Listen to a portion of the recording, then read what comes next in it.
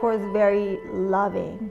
He had a very deep sense of love, not just to the family, but I think to everyone.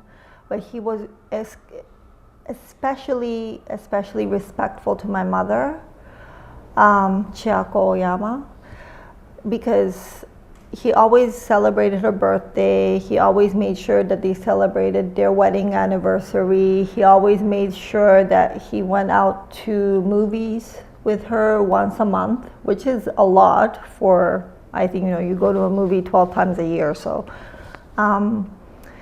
he was very strict with time. He always came home at 6:30 from Hombu to home at 6:30, and we had dinner at 7, and that never changed. He always had everything done on time. So if I'm like 1 minute late, he would be yelling at me, But he was very, very gentle and nice, very, very kind, very deep-hearted.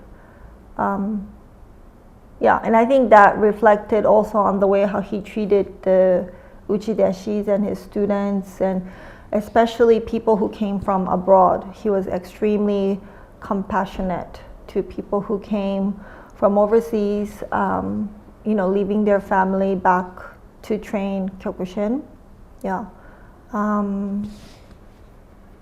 He did his calligraphy at 4 p.m., like 3 times a week.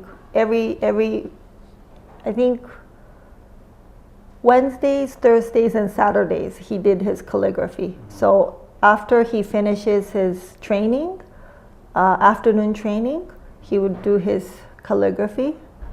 That never changed, because he would always be doing his calligraphy. He used to play flute. Not so much when I was growing up, but a lot when my sisters were growing up, and before he built Kyokushinkai-kan, like during Oyama dojo time.